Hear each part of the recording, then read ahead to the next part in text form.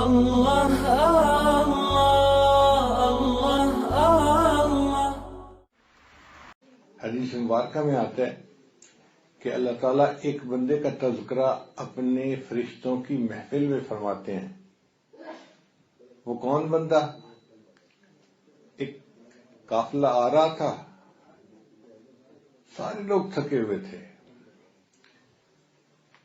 ایک جگہ انہوں نے پڑاؤ کیا تو سب لوگ سو گئے چونکہ سب تھکے ہوئے تھے، مگر ایک ان میں سے سویا نہیں۔ اس نے وضو کیا اور مصلی پہ کھڑا ہو گیا نماز پڑھنے کے لیے۔ حدیث پاک میں آتا ہے یہ بندہ جو مصلی پہ کھڑا ہو کے نماز پڑھ رہا ہوتا ہے، اللہ اس کا تذکرہ فرشتوں کی محفل میں کرتے ہیں کہ دیکھو جیسے باقی تھکے ہوئے تھے یہ بھی تھکا ہوا تھا، مگر یہ سویا نہیں، میری رضا کے لیے یہ مصلی پہ کھڑا ہو گیا، یہ میرا کتنا اچھا بندہ ہے۔ تو اللہ تعالیٰ نیکی کا شوق رکھنے والے بندے کا تذکرہ فرشتوں کی محفل میں کرتے ہیں۔ تو ہمیں بھی شوق ہونا چاہیے کہ ہم ایسے اعمال کریں کہ اللہ ہمارا بھی تذکرہ فرشتوں کی محفل میں کرے، اللہ خوش ہو جائیں، میرا کتنا اچھا بندہ ہے جو میری رضا کے لیے یہ سب کوششیں کر رہا ہے، بھاگ رہا ہے، دوڑ رہا ہے، محنت کر رہا ہے مجھے راضی کرنے کے لیے۔ یہ جذبہ ہونا چاہیے دل کے اندر۔ ہمارے اکابر میں یہ جذبہ ہوتا تھا اور وہ اپنے وقت کی قدر کرتے تھے اور اس کو نیک اعمال میں گزارتے تھے، تھک تھک کے پھر دوبارہ نیک اعمال شروع کر دیتے تھے۔ رابعہ بصریہ کے حالات زندگی میں لکھا ہوا ہے، ایک بندہ ظہر کے وقت آیا ان سے ملنے کے لیے، تو پتہ چلا کہ جی وہ تو نفلوں کی نیت کر کے بیٹھی ہوئی ہیں۔ اس نے کہا کوئی بات نہیں، عصر کے بعد آ جاؤں گا۔ جب عصر کے بعد آیا تو دیکھا کہ وہ تو مراقبہ کر رہی ہیں۔ انہوں نے کہا مغرب کے بعد آ جاؤں گا۔ جب مغرب کے بعد آیا پتہ چلا جی اوابین پڑھ رہی ہیں۔ انہوں نے کہا اچھا عشاء کے بعد آ جاؤں گا۔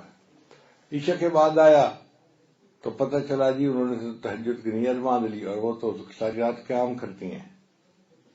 ساری رات آتا رہا، دیکھتا رہا وہ نماز میں ہے، نماز میں ہے، نماز میں ہے، حتیٰ کہ فجر کا وقت ہو گیا۔ پھر فجر کے بعد پتہ چلا جی انہوں نے اشراق کی نیت کر لی ہے۔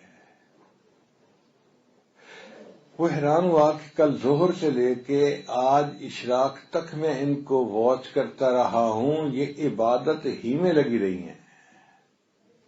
تو ان کی باندی نے بتایا کہ ان کی تو پوری زندگی ایسے گزر رہی ہے، یہ تو عبادت کے سوا اور کچھ نہیں کرتی، بس اپنے رب کو راضی کرنے کی لگن ہے اور یہ اپنے کام میں مگن ہے۔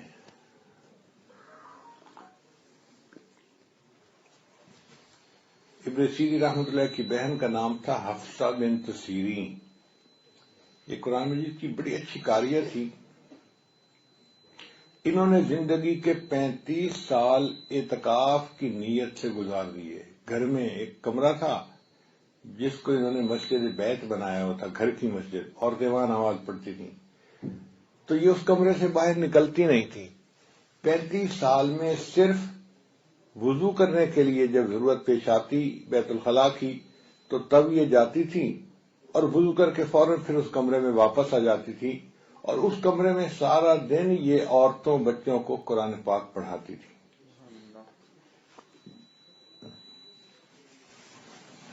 جب رات کا وقت شروع ہوتا تو یہ نفلوں کی نیت باندھ لیتی تھیں اور اللہ کا قرآن پڑھنا شروع کر دیتی تھی، اور قرآن پاک پڑھتے ہوئے ان کے آنسو ان کے قابو میں نہیں رہتے تھے، روتی تھی جہاں جنم کا تذکرہ ہوتا تھا۔ 35 سال انہوں نے اسی معمول میں گزار دیے۔ اللہ اکبر کبیرہ۔ بلکہ کتابوں میں ایک لطیفہ لکھا ہے کہ ان کی ایک باندی تھی سندھی،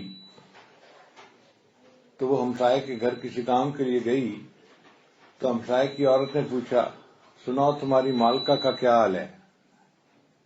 تو وہ جاہل لڑکی تھی، اس کو کیا پتا، وہ کہنے لگی پتہ نہیں، میری مالکہ جو ہے تو بہت اچھی عورت، لیکن وہ ہر روز عشاء کے بعد مصلی پہ کھڑی ہوتی ہے اور رونا شروع کر دیتی ہے، مجھے سمجھ نہیں آئی کون سا اتنا بڑا گناہ اس نے کر لیا ہے کہ 35 سال میں ابھی تک اس کا گناہ معاف نہیں ہوا۔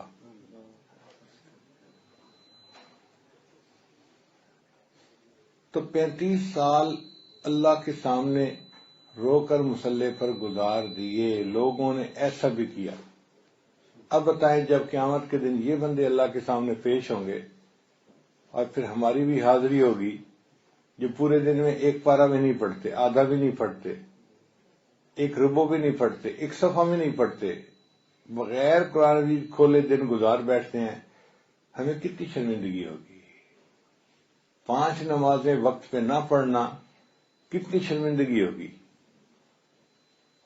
جبکہ نبی علیہ الصلوۃ والسلام نے اتنی ترغیب دی کہ آخری کی جو کلمات تھے وہ تھے التوحید التوحید وما ملکت ایمانکم، توحید کے اوپر جمے رہنا اور جو تمہارے زیر نگرانی لوگ ہیں ان کے حقوق کا خیال رکھنا، اور نماز کی آخری وقت میں ترغیب دی نبی سامنے، اور ہم نماز کے اندر سستی کر لیتے ہیں۔ تو اس لیے ان محفلوں میں آنے کا اصل مقصد یہی ہوتا ہے کہ ہم ایک چیز کو ریئلائز کریں اور پھر زندگی کے معمولات کو بدلیں اور ایسا معمول بنائیں کہ جس سے ہم اپنے اللہ کو راضی کرنے والی زندگی گزاریں۔ جب اللہ کو راضی کرنے والی زندگی گزاریں گے پھر تھکیں گے نہیں، تھکن کا نام ہی نہیں ہوگا، ہر وقت نیکی کے اوپر لگے رہیں گے، جمے رہیں گے اور اپنا کام کرتے رہیں گے۔ لا الہ الا اللہ، لا الہ الا اللہ، لا الہ الا اللہ، لا الہ الا اللہ، لا الہ الا اللہ، لا الہ الا اللہ، لا الہ الا اللہ، لا الہ